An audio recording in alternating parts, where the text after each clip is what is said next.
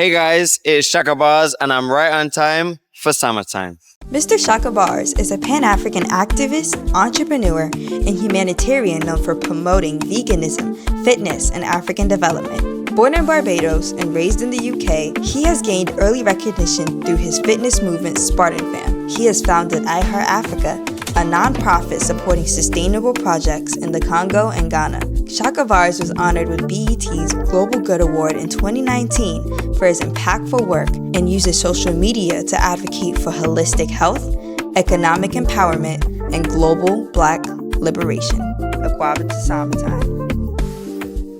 Today, I'm here with somebody who was making moves in Ghana and even helping out to build a beautiful city called Sanbra City in Ghana, Mr. Chakabars. How you doing today? I'm good. It's summertime in the summertime. Yep. Now, how does it feel to be at InvestFest today? It's amazing. I'm here every year. It feels like family. It feels like a home now. And I was here last year. I'm here this year. I'll be here next year.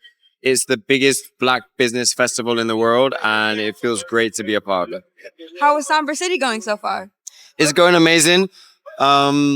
We are building out the first 10% will be finished by December, January.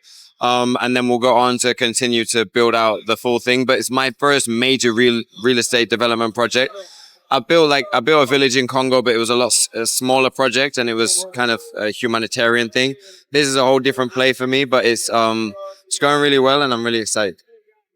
So can you please explain the plight of Sanbra City to the audience and explain why it's so important for Black Americans, especially to invest in Sanbra City so that we can also have homes that are affordable for Ghanaians?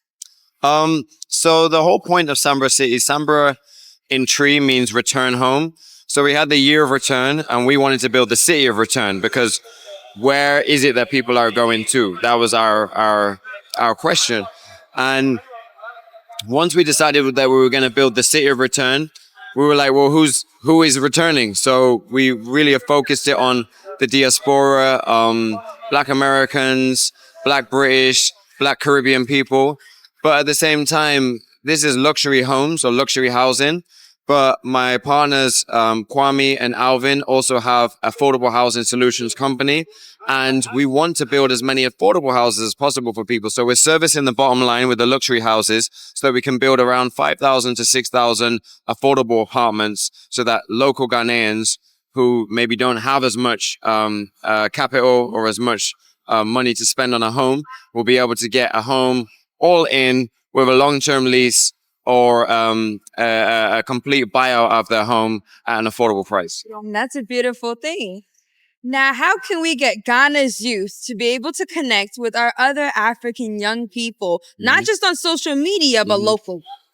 There needs to be educational exchange programs, and this is what some of the adults who are watching this, or maybe you can go and tell your parents, there needs to be many countries have a travel program, an educational exchange program called Birthright, and wherever you are from, or you know your lineage is from, or you even have an idea that your lineage is from, there would be, in the summer holidays usually, there would be a trip facilitated for instance, a group from Philadelphia or a group from Chicago or a group from LA to be able to come to Ghana, see how it is, see and experience the schools there, see and experience the local culture, etc. So that when they grow up and they get a job, they're able to understand where they want to live and where they want to move. Because for a lot of people, they just have no clue. Yes. And what you don't know, you don't know.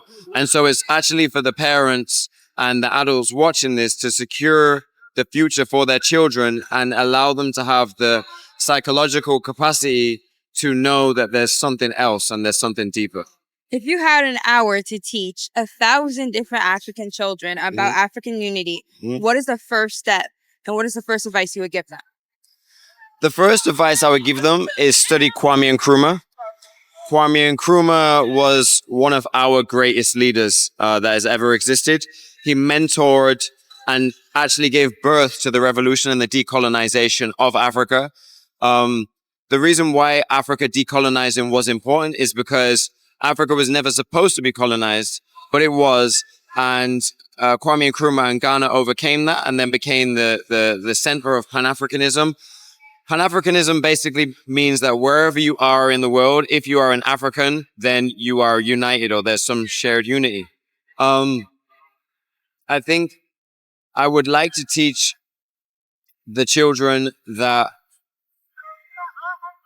the economies that are emerging now in the world are being created by various ethnic groups for their own ends. What is being created for us? How is it that everybody sees Africa as a breadbasket for resources, apart from other Africans around the world? It's like everybody in Africa is trying to escape Africa, and everybody in the rest of the world is trying to get into Africa. Yeah. So I would probably teach them they need to study Kwame Nkrumah, study his vision, and in their lifetime try and carry out some parts of it. Like he created a dam in Ghana, the Akosombo Dam, which still powers Ghana to this day, right? So those type of things is not just legacy building, but is legend building. Yes. Now, how would you describe your life's journey in one sentence? I would describe it as a tumultuous roller coaster of spirituality and adventure. Why? Because me being born in Barbados, growing up in the UK, joining the military and going to Iraq to the war, and now building in Africa and being a Ghanaian citizen, it was like the whole thing was set up so I could never get home. And now I'm home and I'm building at home. So it's definitely been up and down, but I made it. That is an amazing story. Thank you so much. Thank you.